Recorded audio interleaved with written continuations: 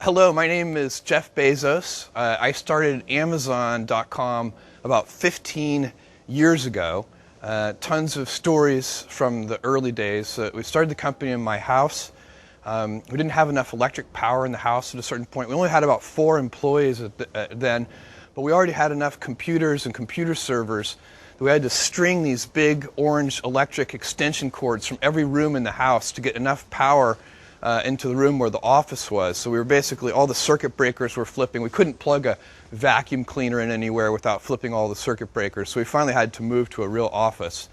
When we launched the store, we made a very early mistake. It's one of my favorite software bugs of all time. We found that customers could order a negative quantity of books, and we would credit their credit card with the price, and I assume wait around for them to ship us the books.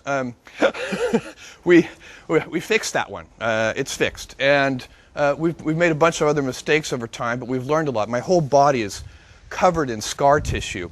We initially programmed a bell to ring every time we got an order, and I'm very pleased to say that within the first 30 days of doing business, that bell got annoying, so we had to turn it off. There was a great moment when we were examining every order that would come into Amazon, and it was always a family member placing the order.